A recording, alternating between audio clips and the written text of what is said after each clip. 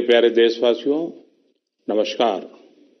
Corona के प्रभाव से हमारी मन की बात भी अछूती नहीं रही है।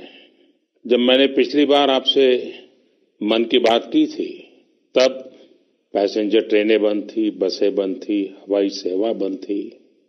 इस बार बहुत कुछ खुल चुका है। श्रमिक स्पेशल ट्रेनें चल रही हैं, अन्य स्पेशल ट्रेनें भी शुरू हो गई हैं। तमाम सावधानियों के साथ हवाई जहाज उड़ने लगे हैं। धीरे धीरे उद्योग भी चलना शुरू हुआ है, यानी अर्थव्यवस्था का एक बड़ा हिस्सा अब चल पड़ा है, खुल गया है। ऐसे में हमें और ज्यादा सतर्क रहने की आवश्यकता है। 2 गज की दूरी का नियम हो, मुंह पर मास्क लगाने की बात हो सके वहां तक घर में रहना हो, ये सारी बातों का पालन, उसमें जरा भी ढिलाई नहीं बरतनी चाहिए। देश में सबके सामूहिक प्रयासों से कोरोना के खिलाफ लड़ाई बहुत मजबूती से लड़ी जा रही है। जब हम दुनिया की तरफ देखते हैं तो हमें अनुभव होता है कि वास्तव में भारतवासियों की उपलब्धि कितनी बड़ी है। हमारी जनसंख्या ज्यादातर देशों से कई गुना ज्यादा है।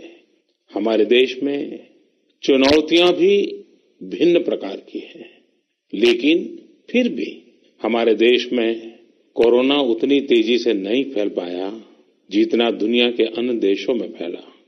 कोरोना से होने वाली मृत्यु दर भी हमारे देश में काफी कम है। जो नुकसान हुआ है उसका दुख हम सबको है, लेकिन जो कुछ भी हम बचा पाए हैं वो निश्चित तौर पर देश की सामूहिक संकल्प शक्ति का ही परिणाम है। इतने बड़े देश में हर एक देशवासी ने खुद इस लड़ाई को लड़ने की ठानी है। ये पूरी मुहिम पीपल ड्रिवन है। साथियों, देशवासियों की संकल्प शक्ति के साथ एक और शक्ति इस लड़ाई में हमारी सबसे बड़ी ताकत है, वो है देशवासियों की सेवा शक्ति। वास्तव में इस महामारी के समय हम भारतवासियों ने ये दिखा दिया है कि सेवा और त्याग का हमारा विचार केवल हमारा आदर्श नहीं है, बल्कि भारत की जीवन पद्धति है। और हमारे यहाँ तो कहा गया है, सेवा परमो धर्मः। सेवा स्वयं में सुख है, सेवा में ही संतोष है। आपने देखा होगा कि दूसरों की सेवा में लगे व्यक्ति के जीवन में कोई डिप्रेशन या तनाव कभी नहीं दिखता। उसके जीवन में, जीवन को लेकर उसके नजरिए में भरपूर आत्मविश्वास, सकारात्मकता और जीवंतता प्रतिपल नजर आती है। साथियों, हमारे डॉक्टर्स, नर्सिंग स्टाफ, सफाई कर्मी, पुलिसकर्मी, मीडिया के साथी, ये सब जो सेवा कर रहे हैं, उसकी चर्चा मैंने कई बार की है। मन की बात में भी मैंने उसका जिक्र किया है। सेवा में अपना सब कुछ समर्पित कर देने वाले लोगों की संख्या अनगिनत है।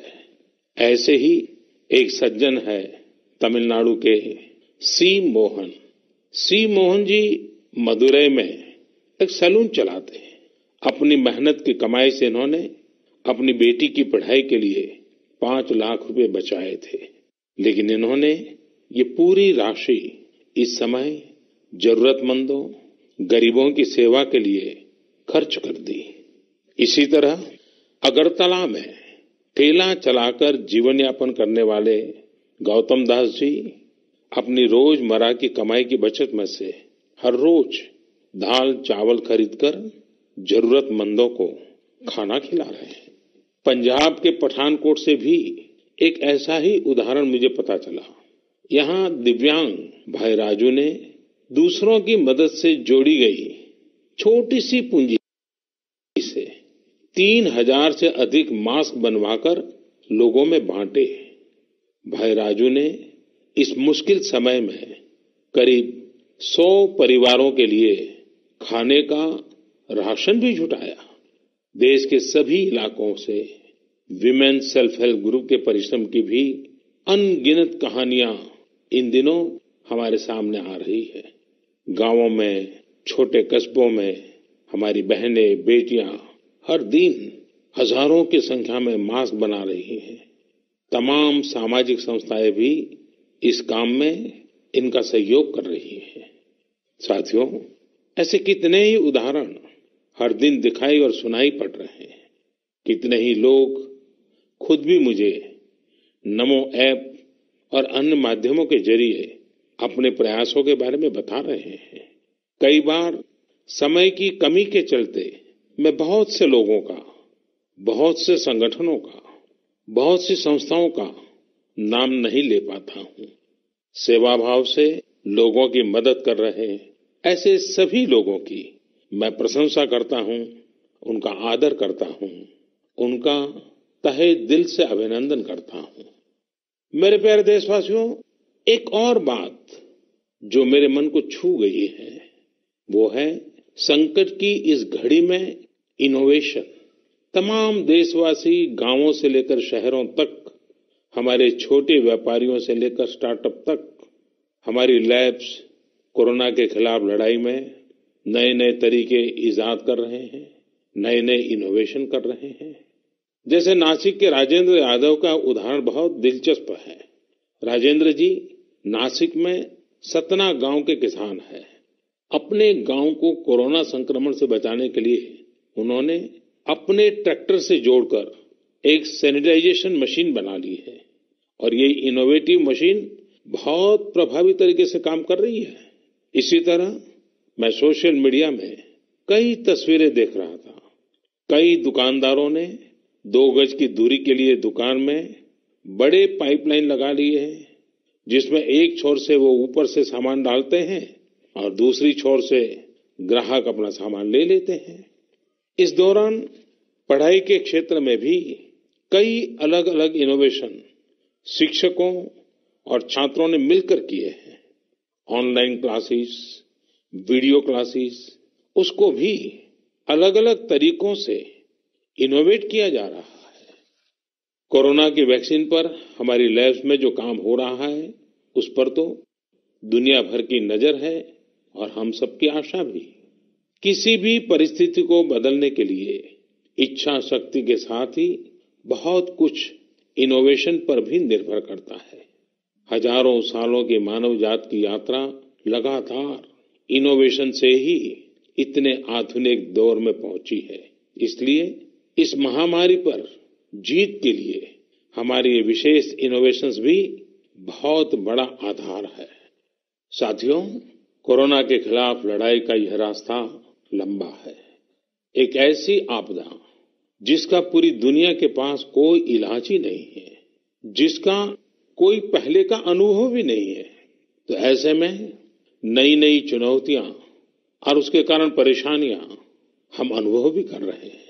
ये दुनिया के हर कोरोना प्रभावित देश में हो रहा है और इसलिए भारत भी इससे अछूता नहीं है। हमारे देश में भी कोई वर्ग ऐसा नहीं है जो कठिनाई में न हो, परेशानी में न हो।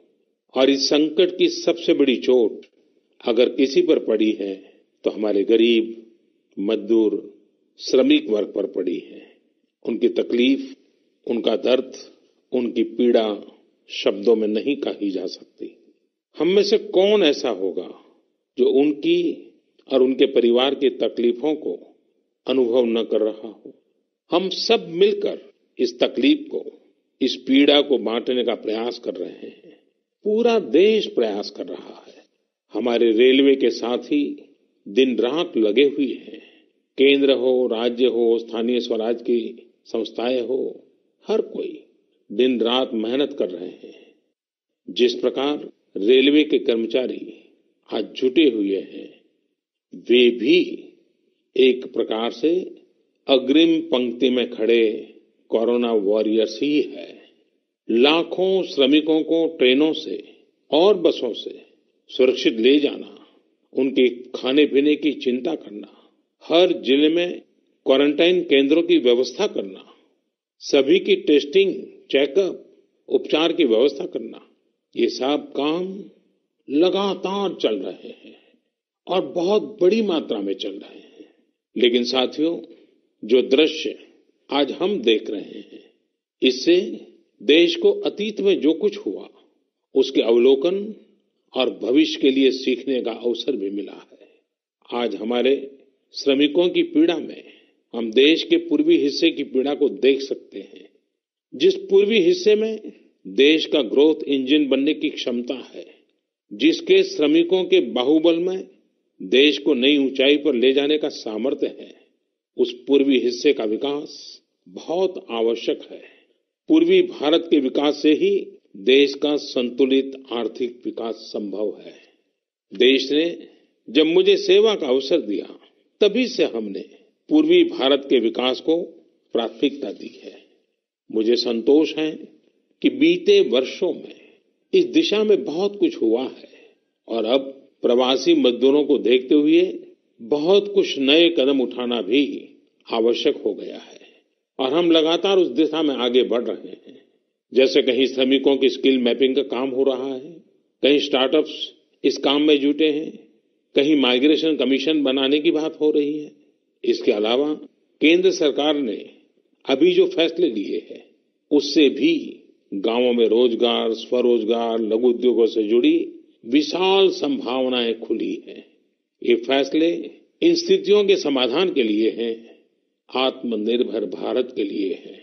अगर हमारे गांव आत्मनिर्भर होते, हमारे कस्बे, हमारे जिले, हमारे राज्य आत्मनिर्भर होते, तो अनेक समस्याओं ने वो रूप नहीं लिया होता, वो आज हमारे सामने खड़ी है। लेकिन अंधेरे से रोशनी की ओर बढ़ना मानव स्वभाव है।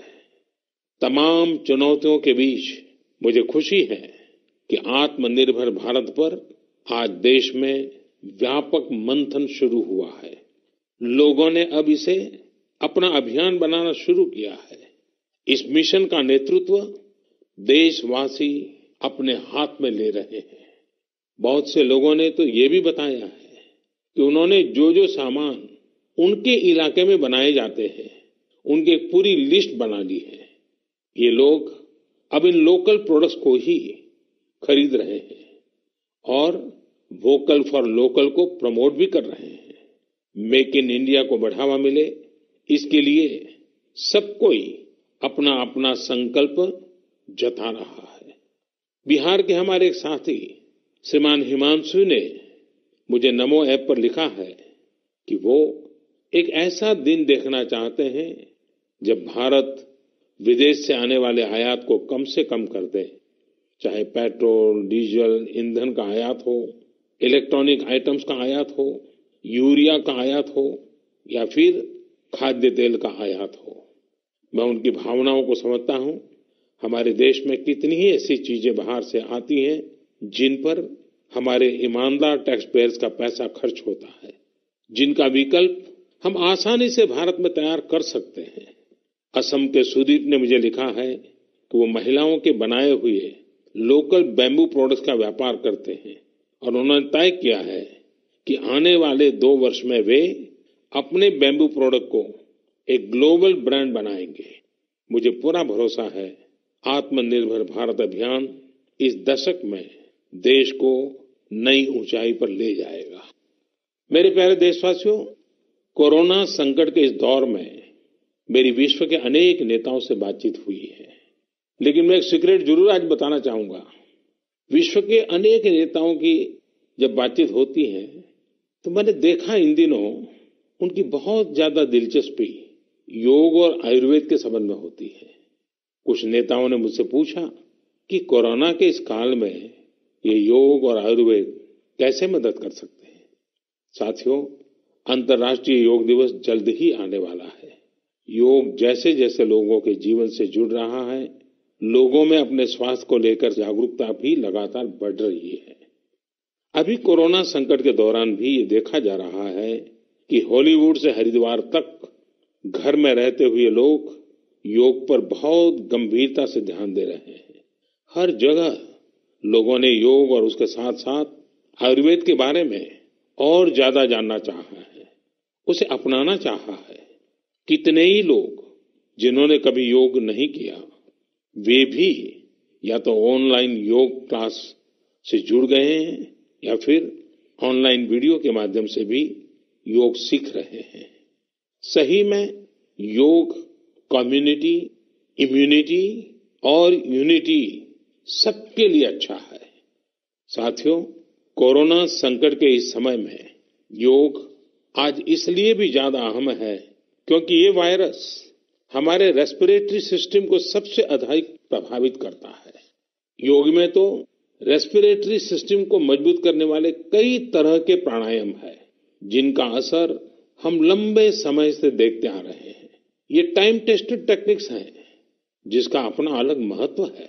कपालभाति और अनुलोम विलोम प्राणायाम से अधिकतर लोग परिचित होंगे, लेकिन भस्त्रिका, शीतली, भ्रामरी जैसे कई प्राणायाम के प्रकार है, जिसके अनेक लाभ भी है।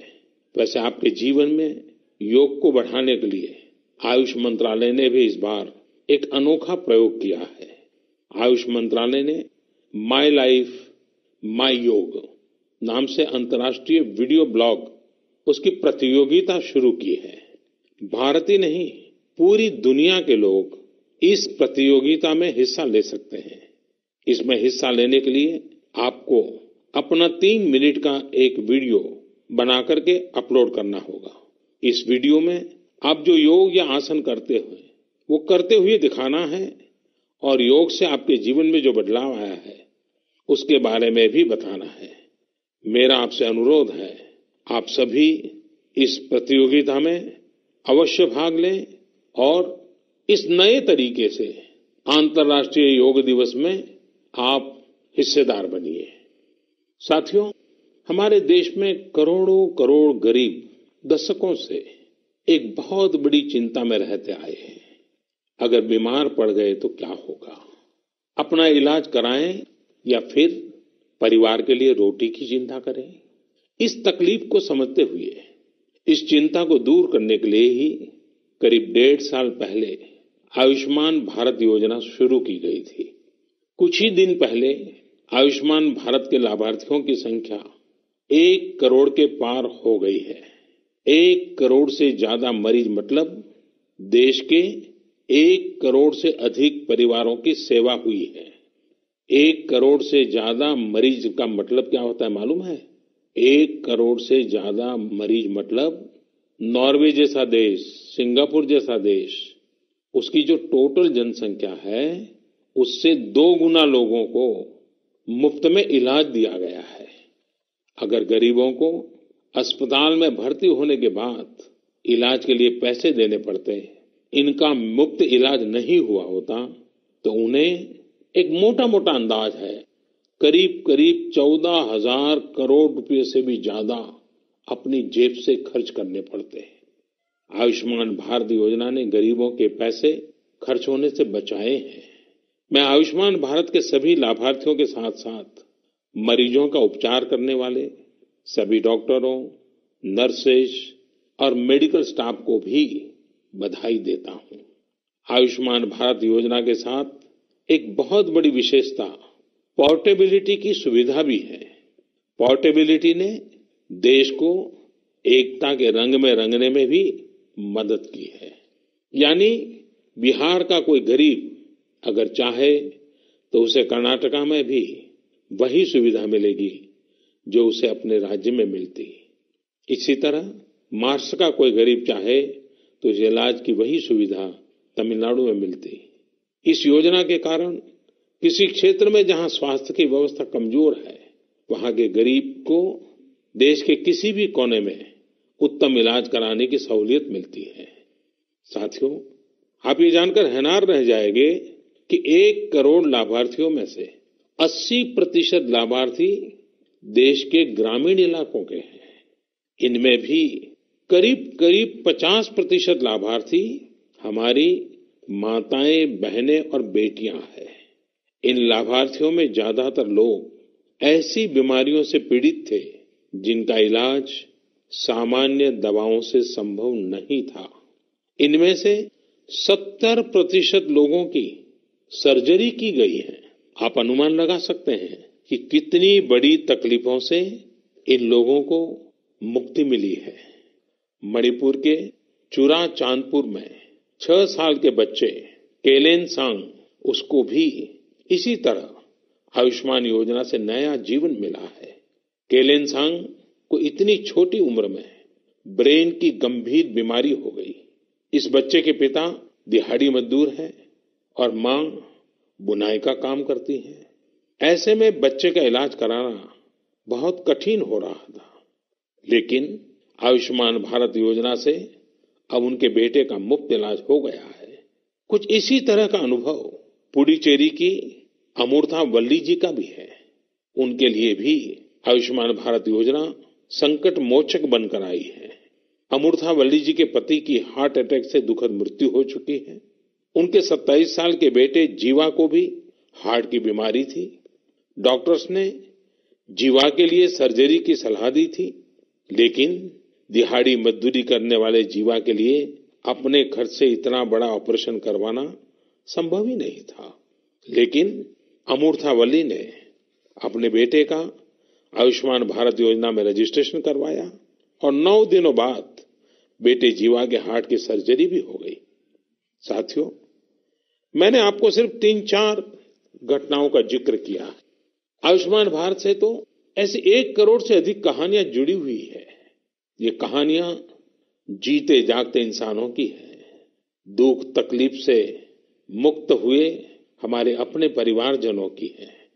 आपसे मेरा आग्रह है, कभी समय मिले तो ऐसे व्यक्ति से जरूर बात करिएगा जिसने आयुष्मान भारत योजना के तहत अपना इलाज कराया हो।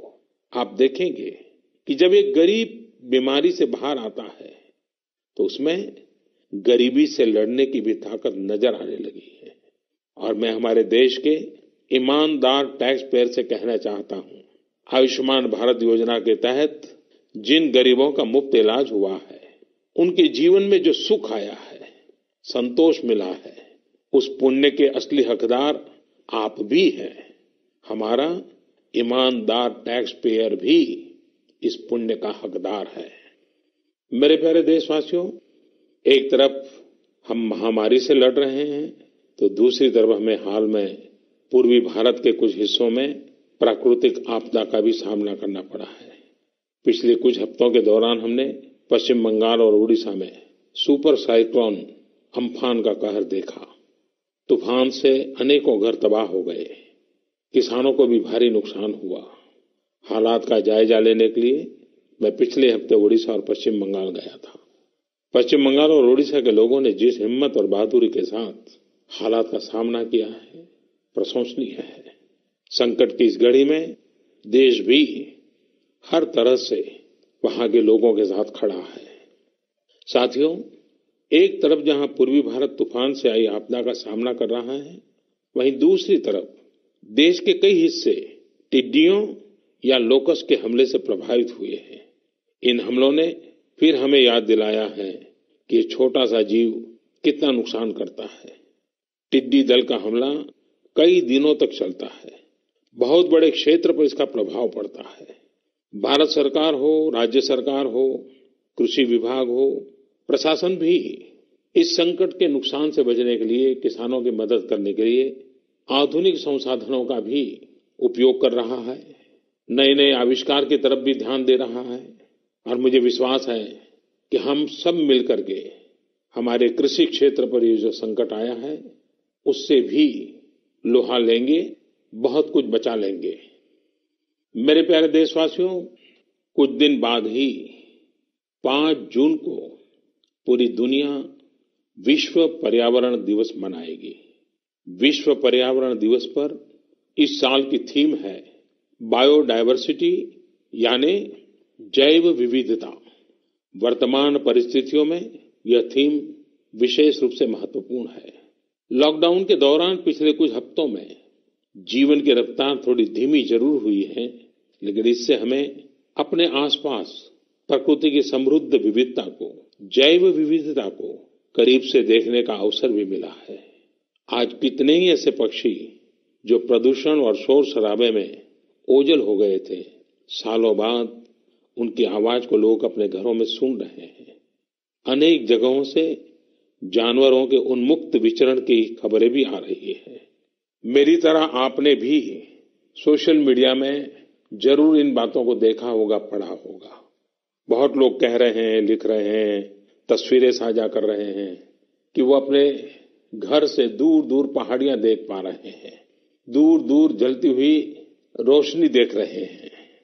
इन तस्वीरों को देखकर कई लोगों के मन में ये संकल्प उठा होगा, क्या हम उन दृश्यों को ऐसे ही बना रख सकते हैं? इन तस्वीरों ने लोगों को प्रकृति के लिए कुछ करने की प्रेरणा भी दी है। नदियां सदा स्वच्छ रहें, पशु पक्षियों को भी खुलकर जीने का हक मिले, आसमान भी साफ सुथरा हो, इसके लिए हम प्रकृति के साथ तालमेल बिठाकर जीवन जीने की प्रेरणा ले सकते हैं। मेरे प्यारे देशवासियों, हम बार बार सुनते हैं, जल है तो जीवन है, जल है तो कल है, लेकिन जल के साथ हमारी जिम्मेवारी भी है। वर्षा का पानी, बारिश का पानी, ये हमें बचाना है। एक एक बूंद को बचाना है। गांव गांव वर्षा के पानी को हम कैसे बचाएं? परंपरागत बहुत सरल उपाय हैं। उन सरल उपाय से भी हम पानी को रोक सकते हैं। 5 दिन 7 दिन भी अगर पानी रुका रहेगा तो धरती माँ के पास बुझाएगा, पानी फिर जमीन में जाएगा, वही जल जीवन की शक्ति बन जाएगा। और इसलिए इस वर्षा ऋतु में हम सबका प्रयास रहना चाहिए कि हम पानी को बचाएं, पानी को संरक्षण करें। मेरे प्यारे देशवासियों, स्वच्छ पर्यावरण सीधे हमारे जीवन, हमारे बच्चों के भविष्य का विषय है। इसलिए हमें व्यक्तिगत स्तर पर भी इसकी चिंता करनी होगी। मेरा आपसे अनुरोध है कि इस पर्यावरण दिवस पर कुछ पेड़ अवश्य लगाएं और प्रकृति की सेवा के लिए कुछ ऐसा संकल्प अवश्य लें जिससे प्रकृति के साथ आपका हर दिन का रिश्ता बना रहे। हाँ, गर्मी बढ़ रही है, इसलिए पक्षियों के लिए पानी का इंतजाम करना मत भूलिएगा। साथियों, हम सबको ये भी ध्यान रखना होगा कि इतनी कठिन तपस्या के बाद, इतनी कठिनाइयों के बाद देश ने जिस तरह हालत संभाला है उसे बिगड़ने नहीं देना है। हमें इस लड़ाई को कमजोर नहीं होने देना है। हम लापरवाह हो जाएं, सावधानी छोड़ दें, ये कोई विकल्प नहीं है। कोरोना के खिलाफ लड़ाई अब भी उतनी ही गंभीर है। आपको, आपके परिवार को कोरोना से अभी भी उतना ही गंभीर खतरा हो सकता है। हमें हर इंसान की जिंदगी को बचाना है।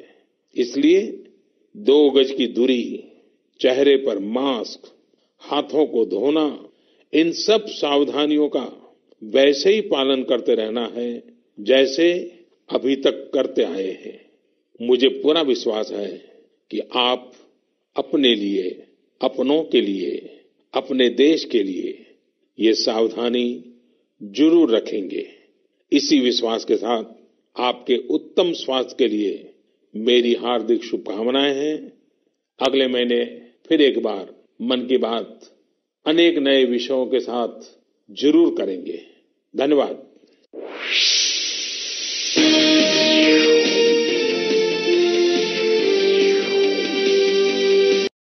लेटेस्ट बातम्यांचे अपडेट करिता सबस्क्राईब करा पोलीस डायरी न्यूजला आणि बेल आयकॉनला दाबायला विसरू नका। बघत रहा पोलीस डायरी न्यूज। धन्यवाद।